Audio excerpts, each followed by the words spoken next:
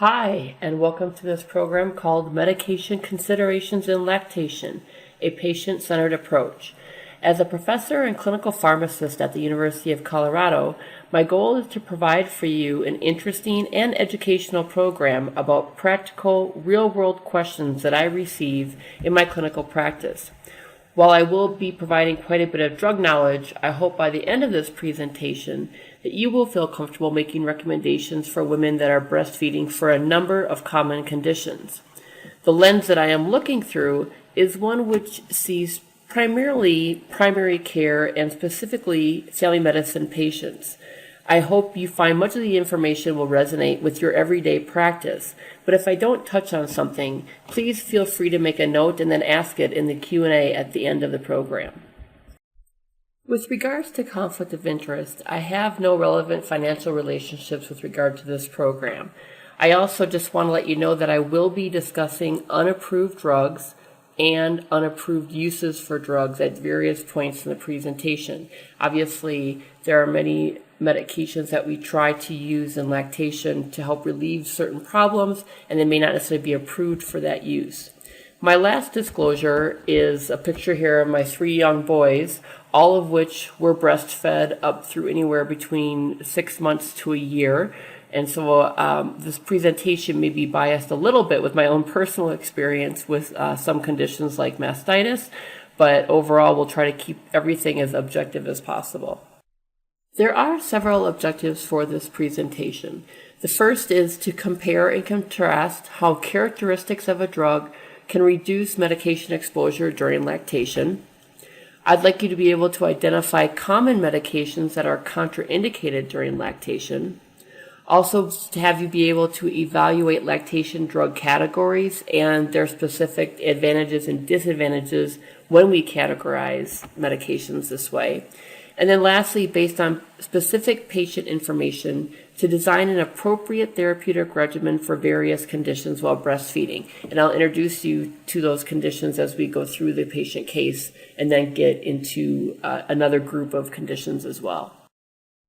Let's start then with a patient case. This is KM. She's a 32-year-old woman with 3 children, ages 5 years, 2 years, and 1 month.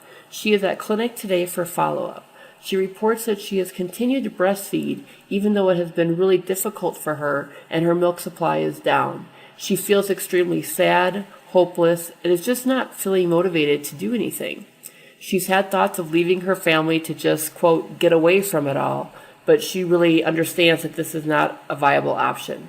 She admits to smoking marijuana 1 to 2 times per day to feel happier and escape from her situation. So the question I have for you is, what is your initial gut reaction to this case, and what would you recommend? Now, there is no poll question here. It really is simply you reflecting on this case and given the different issues that she's expressing with milk supply, with her feelings of sadness and hopelessness and the marijuana use. What's your initial gut reaction to that, and what would you recommend for her? Before we get into the details of the case, I'd like to just go through a little bit of an introduction to breastfeeding and medications for lactation.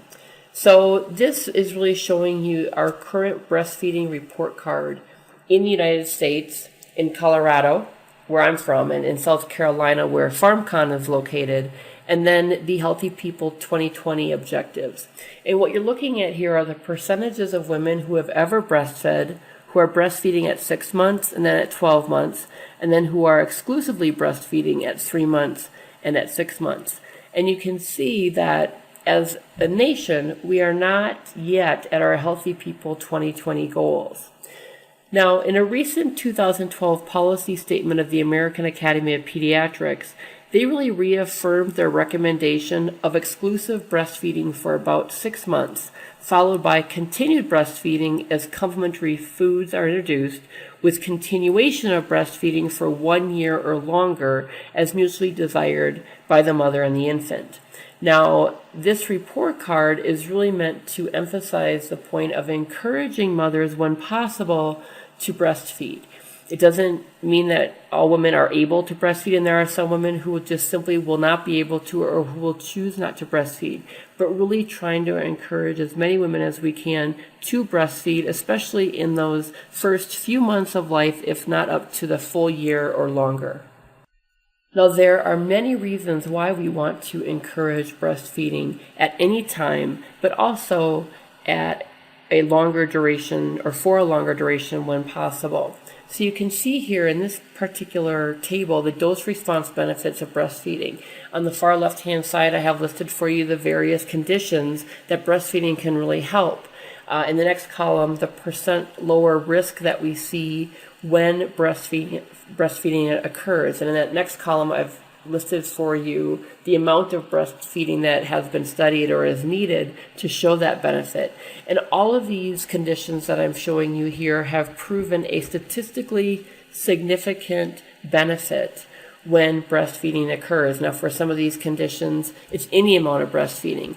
Others, it requires maybe 3 or up to 6 months of breastfeeding. But you can see that there's a whole host of benefits, including infections of the ear, upper and lower respiratory infections, including asthma, bronchiolitis, skin, GI, and even things like type 1 or type 2 diabetes can be reduced when breastfeeding is introduced early on. And so again, just emphasizing for you those really good benefits that we can see when breastfeeding occurs. We know that many women understand the benefits of breastfeeding, but there are times when women may have very legitimate concerns about breastfeeding and whether or not it's safe for their infant. And here are just a couple case examples I want to take you through. For example, this is a woman who has hyperthyroidism, and she's taking PTU. And these women were significantly less likely to breastfeed than those who did not require PTU. So 44 versus 83%. Despite the fact that the American Academy of Pediatrics lists the PTU as a drug that is compatible with breastfeeding. Another example can be women taking anti-epileptic medications. They were also significantly less likely to breastfeed than matched controls not taking those medications, where we're looking at 50 versus 85%. They were also more likely to have been advised by their physicians not to breastfeed, although the AAP deems many of the anticonvulsants compatible with breastfeeding. And you can see that there can be a real risk-benefit that may be occurring not only in the patient's mind, but also in the physician's mind. And so we really can be an instrument to help women and providers understand what the true risk is in taking medication while breastfeeding. When medications are needed, what things do you consider when deciding what medications you are going to recommend for a patient that is breastfeeding? This is not a poll question. I'm just simply wanting you to think a little bit about what things you consider when you are having to make a recommendation for a patient who is asking about a medication when she's breastfeeding. Some things that may have come to mind include the drug characteristics. What I'm showing you here are drug properties that would allow for easy transfer of drugs into the breast milk. Things like low molecular weight, non-ionized or the unionized form of a drug, which is often going to be lipophilic. So highly lipid-soluble drugs will also enter into the breast milk very easily. When I think about that, I often think about drugs that easily cross the blood-brain barrier, and those are often easily cross into the breast milk, things like CNS drugs. Non-protein bound drugs will easily transfer into the breast milk. Again, it's that free component or unbound fraction that will transfer into the breast milk easily, while the bound fraction may stay in the maternal circulation. High bioavailable drugs are more likely to transfer. Weak bases, such as beta blockers or barbiturates, are much more likely to transfer into the breast milk versus weak acids. Now, one of the ways that we can determine how much milk or how much drug is transferring into the milk is to look at a milk to plasma concentration ratio, or what's called a relative infant dose. Now, there is at this time kind of an arbitrary cutoff for that relative infant dose. Whereas if somebody or if a drug has a less than 10% relative infant dose, it is considered relatively safe to use. Now keep in mind that most drugs have an RID of less than 1%. And so vast majority of them with that percentage would be considered to be safe. Another consideration for medication with lactation is the drug clearance. Now, infants have lower drug clearance than adults. Drug clearance in the infant is a particularly important consideration, and premature infants have a severely limited ability to clear drugs. Within a few days of delivery, term infants have glomerular filtration rates approximately 1/3 of adult values after adjusting for difference in body surface area, and premature have even more impaired clearance. Generally, adult glomerular filtration rates are attained by 5 to 6 months of age, but can take up to a year or more, as I'm showing you here in this table. So what I'm showing you here is the post-conceptual age along with the clearance of the drug compared with adults. And you can see that full development of that renal system and the ability for the liver, kidney, and all of those things to fully clear drugs can take quite some time, and that needs to be considered when giving medication. There may be some added precautions that we take in neonates. We have to remember that they have immature renal and hepatic function, which can impact clearance and metabolism. They also have an immature blood-brain barrier, and in fact, it's not really developed until the middle of the first year of life. Thus, there's a higher potential for CNS drugs to create toxicity. Since drugs directed at the CNS are often very lipophilic, they also may be more highly concentrated in the breast milk. So it really is important to kind of be evaluating the age of that baby, the types of drugs that they may be exposed to, and how easily they will be transferred into the breast milk. Now, when adverse reactions occur in neonates, they most often can occur in the first 4 weeks, again, because many of these organ systems are still developing and growing fully. What I'd like to do now is kind of summarize for you some of the concepts that I've already talked about and put that into some general principles for things that we can think about when we are recommending medications for patients who are breastfeeding. First of all, we want to try to avoid using any medications that are not necessary. If the relative infant dose is less than 10%, as I mentioned earlier, most medications are safe to use. Keep in mind that the RID for the vast majority of drugs is 1% or less than 1%. We'd like to choose drugs for which there is published data. Again, if we can know the benefit and or risk that we could experience, that would be ideal. Medication used in the first 3 to 4 days generally produces subclinical levels in the infant due to a limited milk volume. Remember, that's the time really when the colostrum first comes in, and we don't have a large amount of milk production until about the 5th day of the infant's life. And so medication used in that early time frame may not be exposed to the infant as much.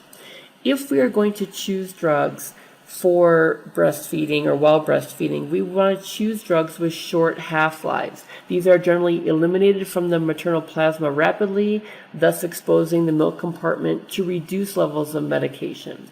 We want to choose drugs with high protein binding so they don't easily cross into the breast milk. We want medications with low oral bioavailability. We want drugs with high molecular weight, again, trying to keep that medication from crossing over, and also low lipid solubility.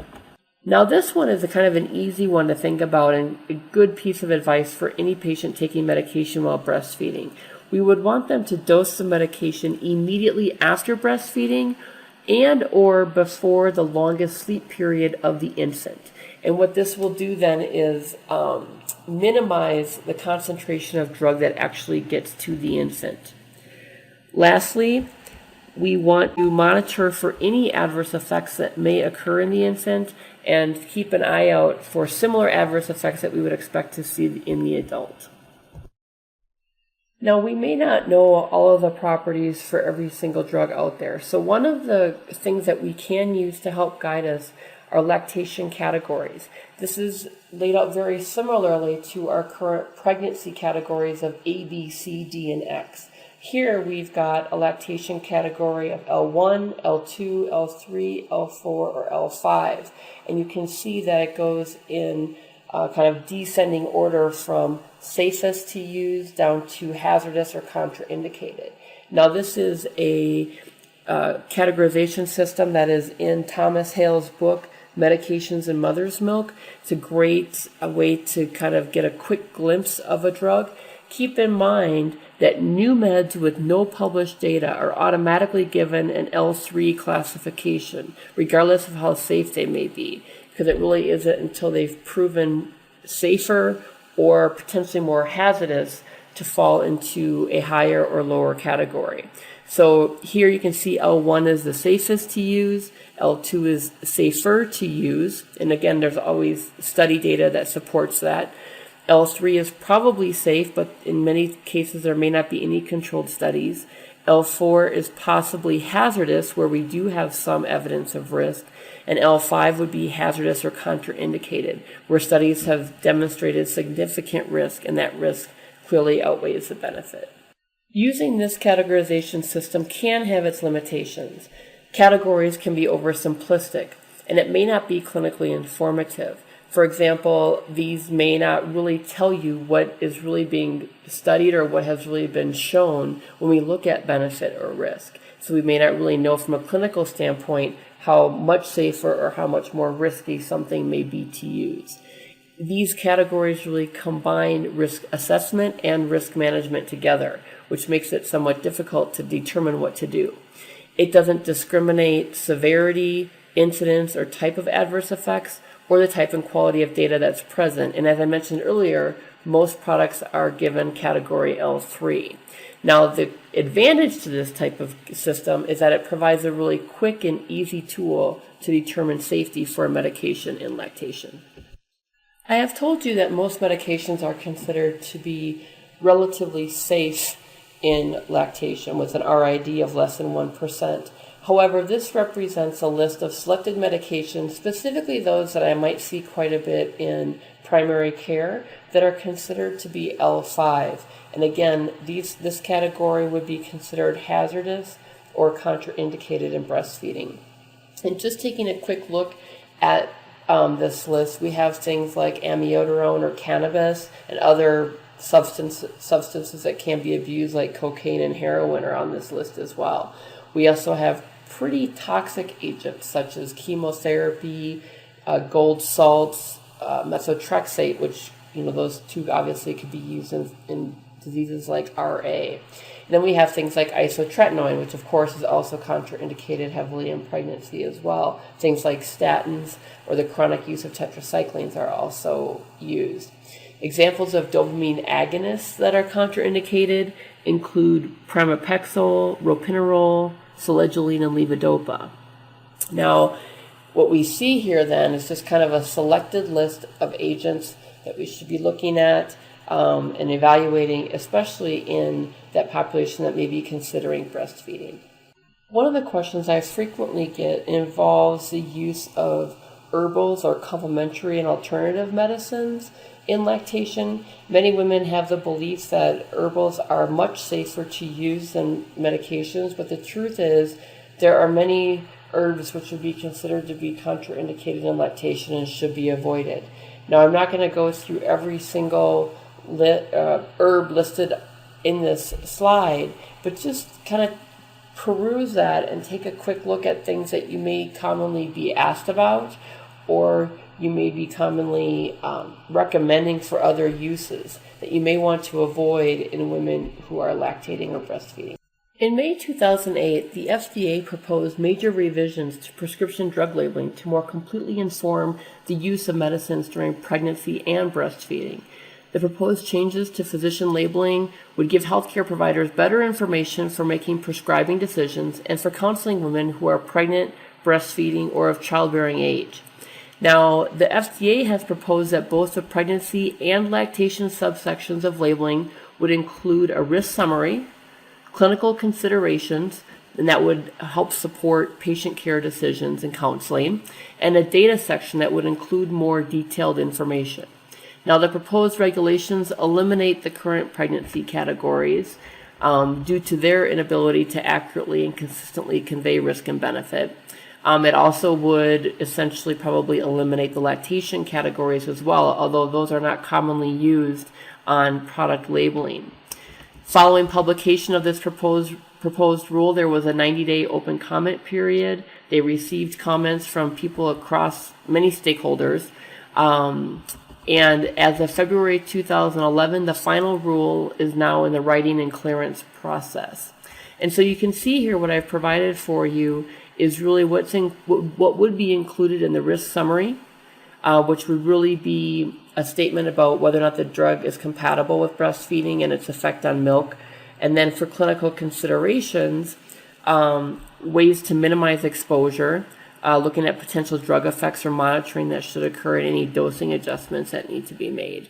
And then the data would simply be that overview of data on which these risk summaries and clinical considerations are based. This is an example of an updated package insert from Montelukast. You will find any lactation information in a new PI under section 8.3, and they will call that nursing mothers. And they basically at that point then will provide the information that they can regarding the risk summary and the clinical considerations for that. Unfortunately, with Montelukast, we don't have a lot of data, but you can see that they're making the recommendation that caution should be exercised when giving Singulair to a nursing mother. I've given you a lot of information about drug characteristics and some general principles for recommending medications in breastfeeding, but let's just say you still don't have the answer. Where would you look? Well, this is a list of resources that I find to be extremely helpful as I'm answering questions with regards to breastfeeding and using medications. LactMed is an excellent, peer-reviewed, and fully referenced database of drugs to which breastfeeding mothers may be exposed. And they actually have a smartphone application available, which I use quite frequently. Hale, as I mentioned earlier, has a great book that's been produced and really lists each medication and its potential risk, as well as descriptions of the data that are there.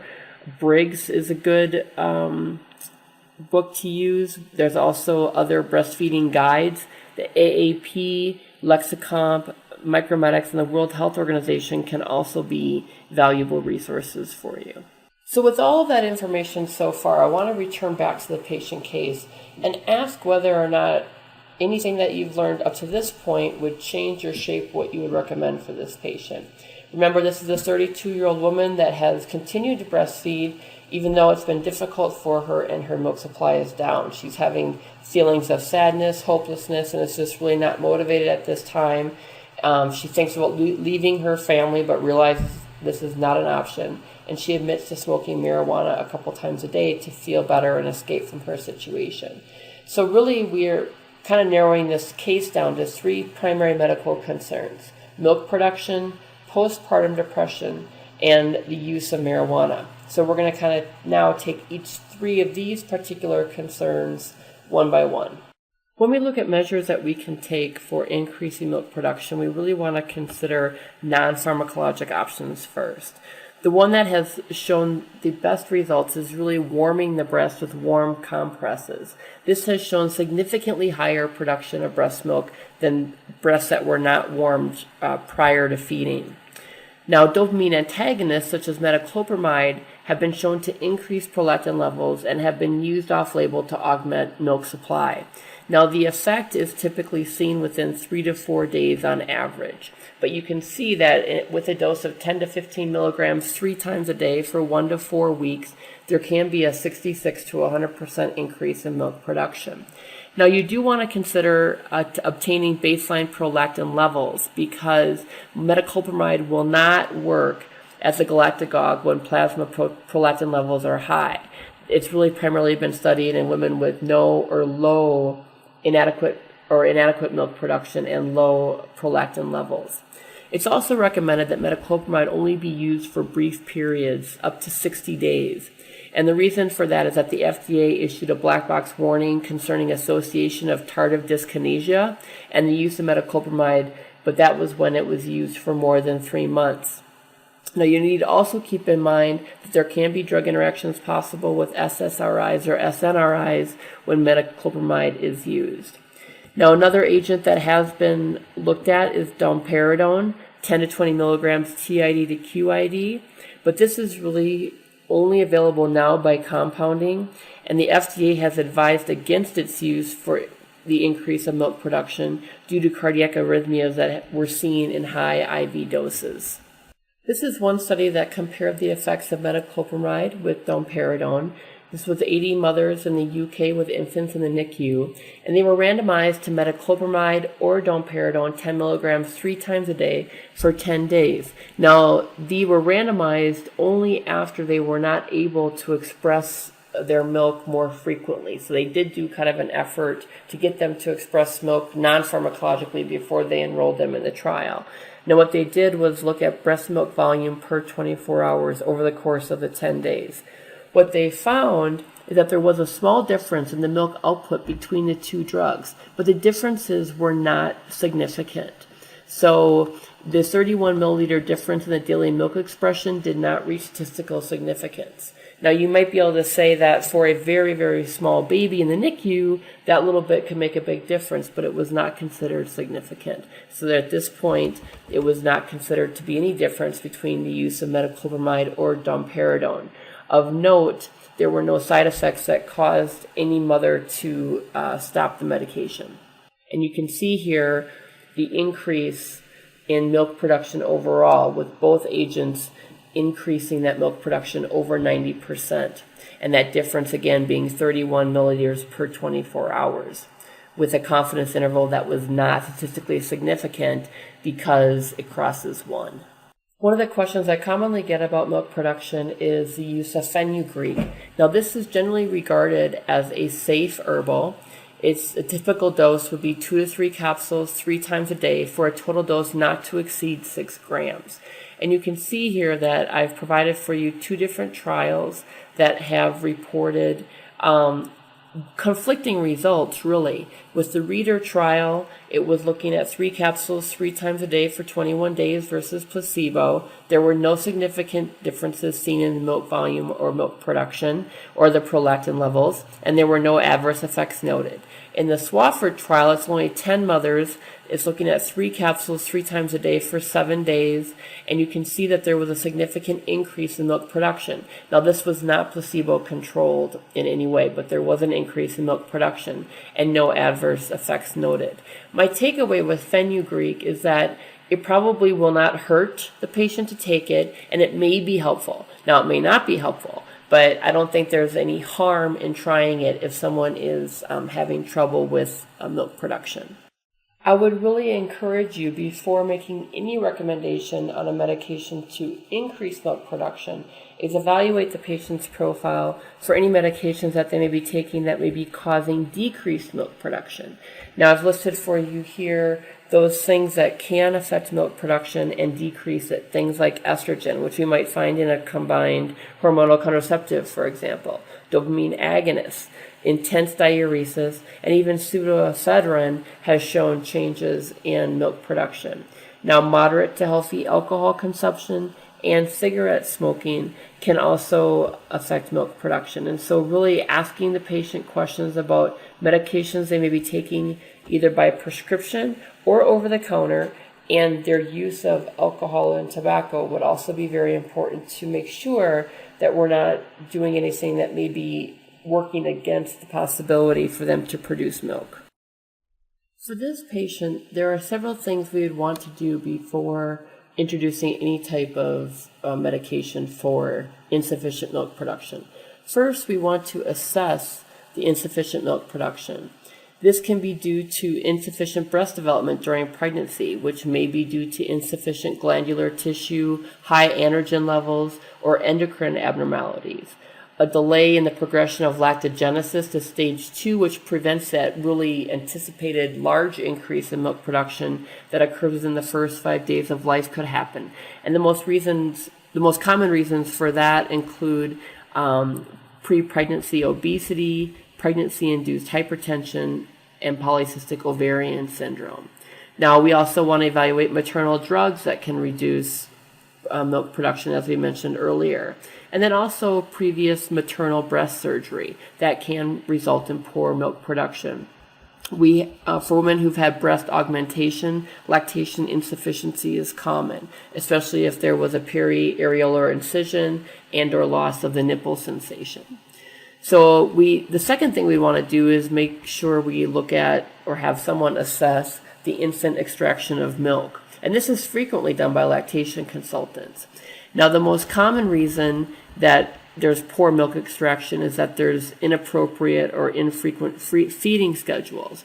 And so we really want to ensure an adequate feeding schedule and ensure proper latch-on technique. And I'm showing you in the picture there inappropriate on top and then appropriate latch-on technique as well.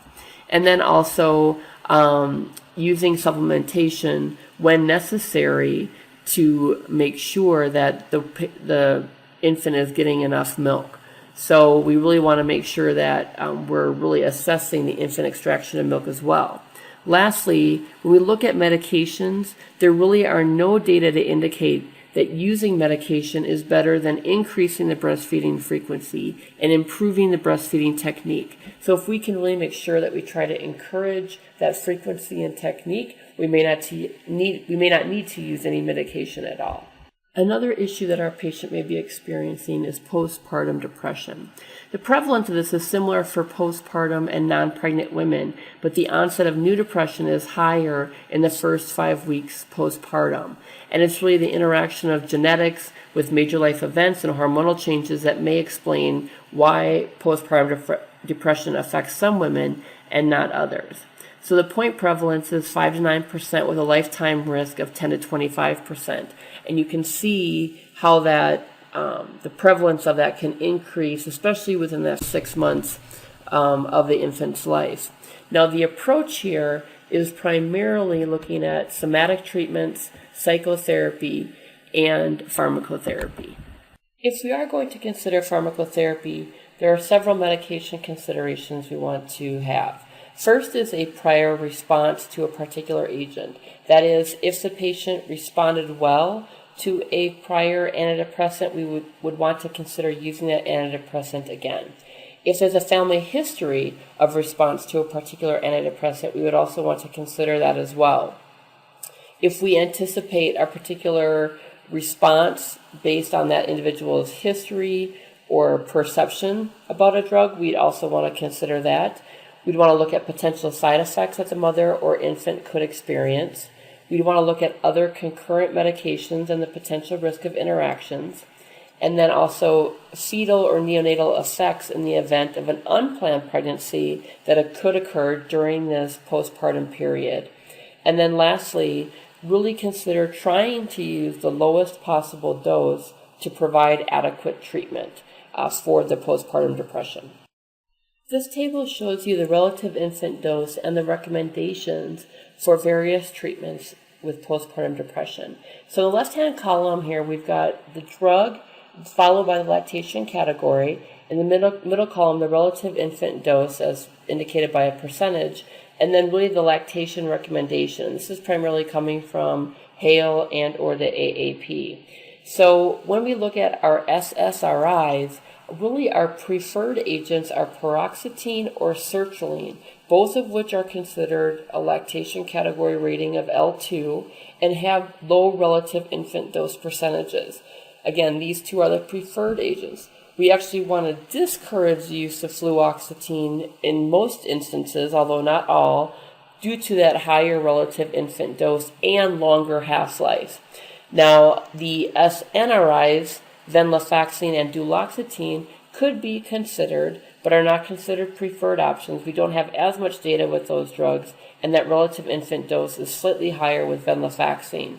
Then we have a couple other antidepressants, such as bupropion or mirtazapine, both which are given a category rating of L3 and are considered to be considered for use in lactation.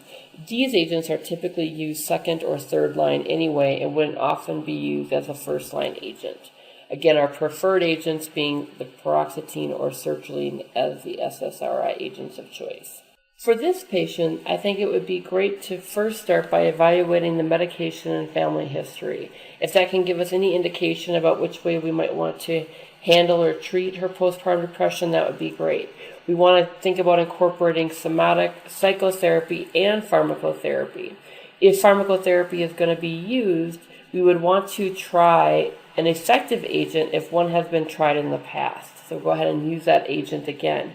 If the patient was naive to antidepressants, which we kind of get that sense in this case, I would recommend sertraline 50 milligrams daily and titrate to an effective dose. You may need to go to 100 or even up to 200 milligrams a day, but remember, we're trying to keep her at the lowest dose possible to provide adequate treatment for her. The third issue with this patient was the use of marijuana. Now keep in mind that marijuana is a very lipophilic agent. THC, or the active component of marijuana, is excreted into the human milk in moderate amounts. The relative infant dose is 0.8%, which is low, but the milk-to-plasma ratio is quite high at 8. What that tells you is that the amount of THC that's in the plasma is going to be 8 times higher in the milk. And that's primarily, again, because of that lipophilic store in the breast milk. Animal studies have shown marijuana could inhibit lactation by inhibiting prolactin production with a direct action on the mammary glands.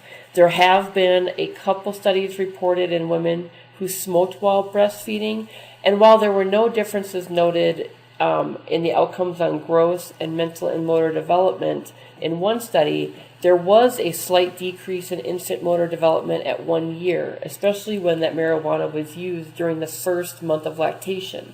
Now, one thing I want to point out here is that at this stage, you still have a brain that is developing in the infant. And when exposed to any CNS drug, especially something like marijuana, there probably is likely to be an impact on that brain development, especially if used chronically and frequently over long periods of time. The other thing to keep in mind is that infants will test positive for marijuana on urine screens for about 2 to 3 weeks after discontinuation of the marijuana.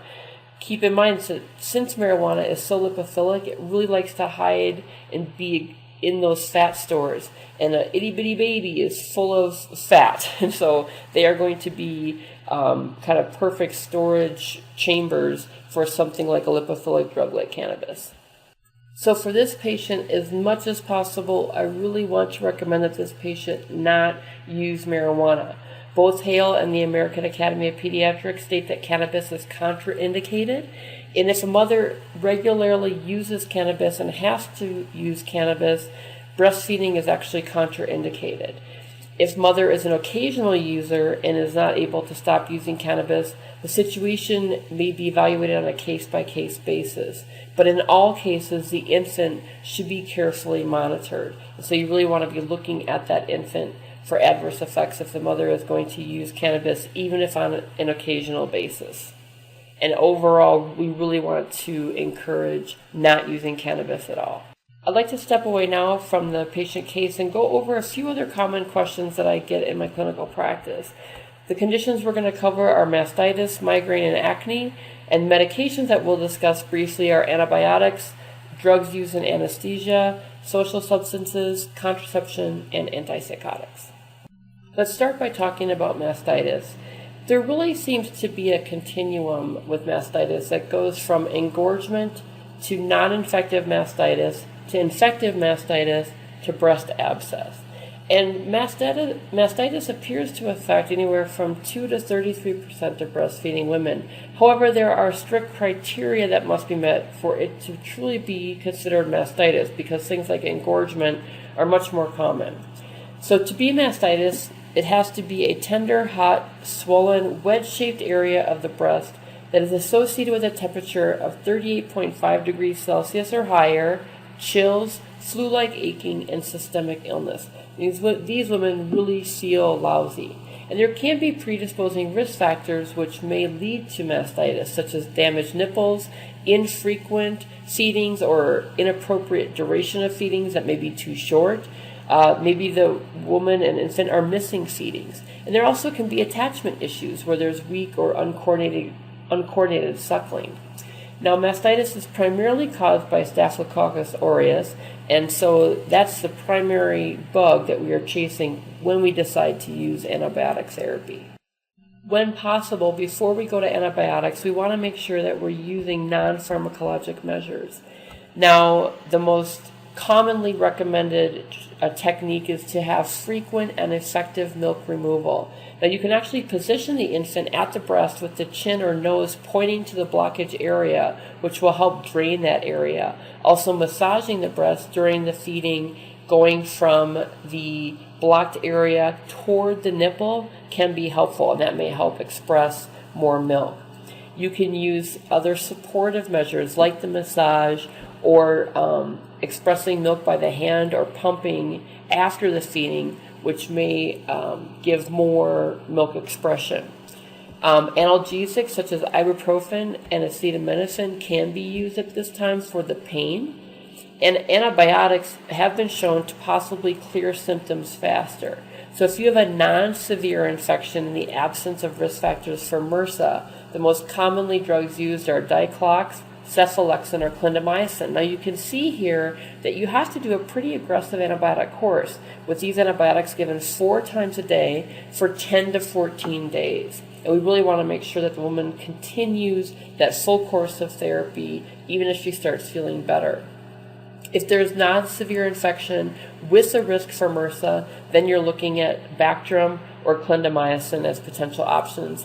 And then if it's a severe infection, you're going to have to go to IV antibiotics, and that's typically started with vancomycin until they can be switched over to an oral agent. I have been asked from time to time about the use of probiotics and mastitis.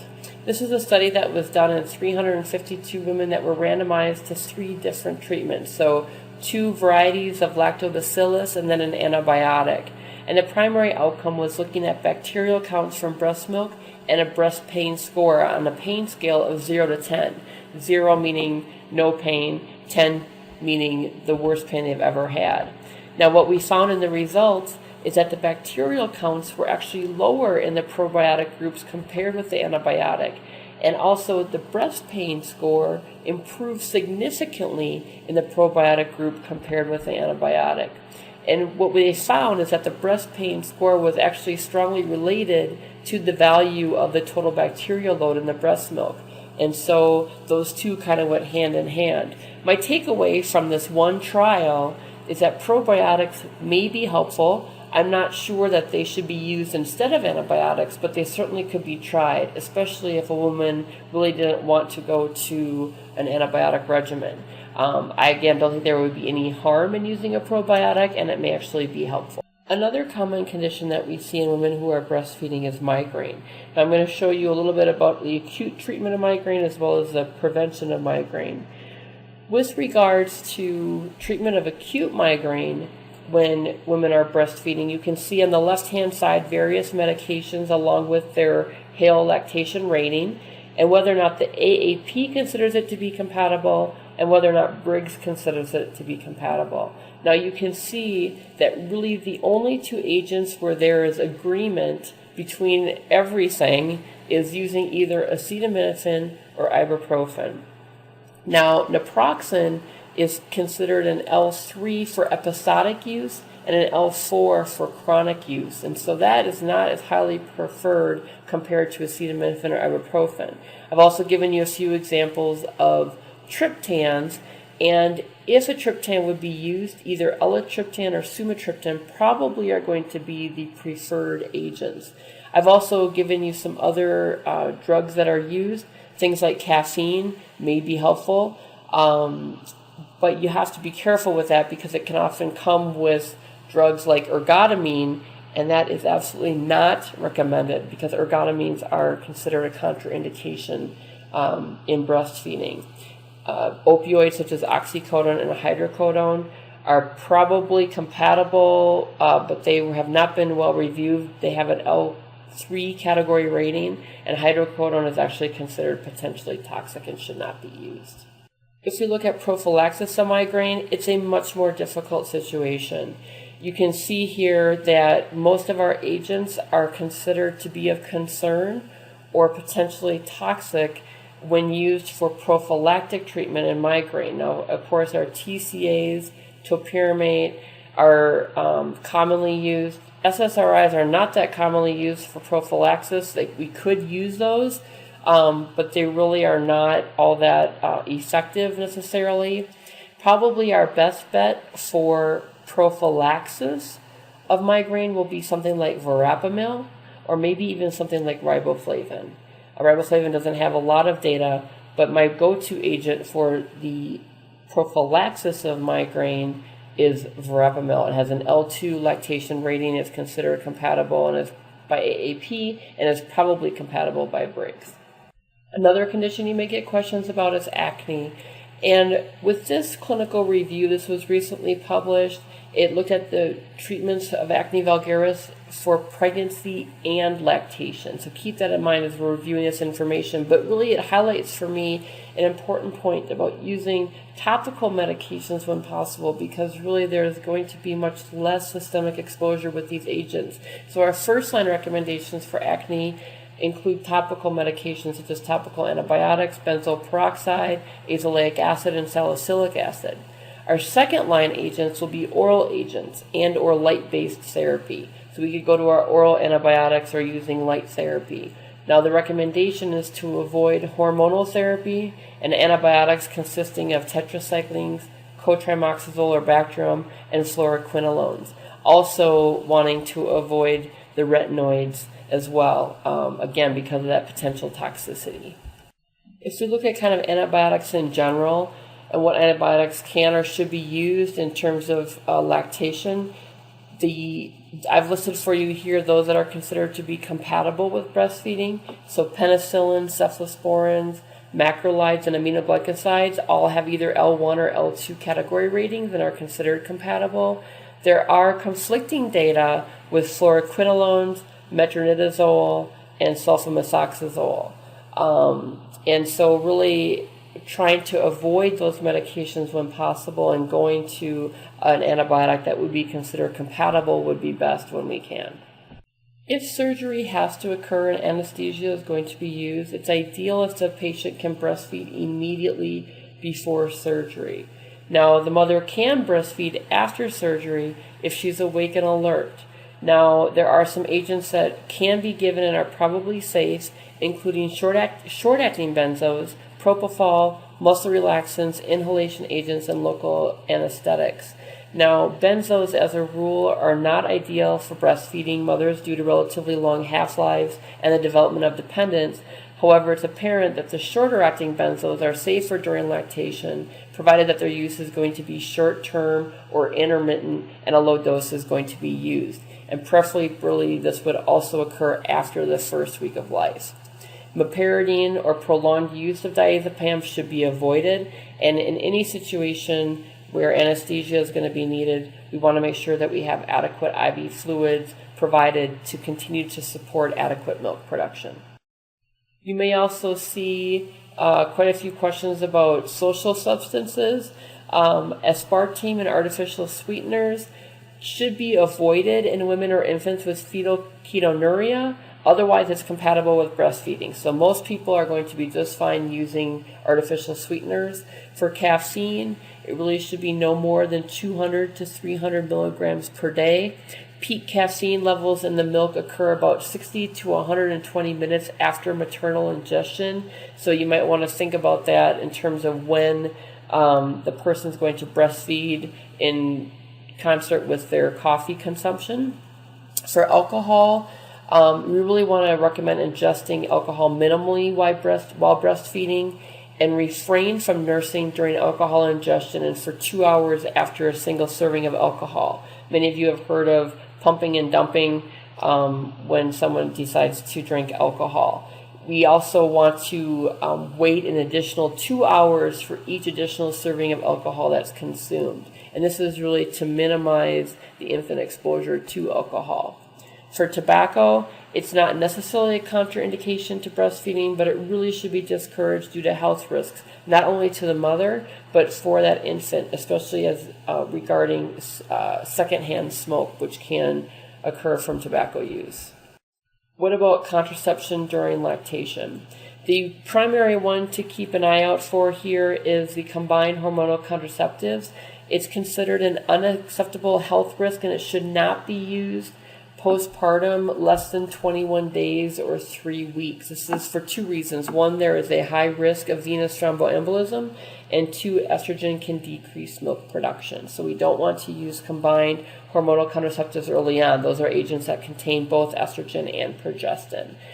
Other progestin-only pills, the injection like Depo-Provera, or an implant, or even an IUD, can certainly be used. They are considered safe at category 1, where there's no restriction, or the advantages generally outweigh the disadvantages.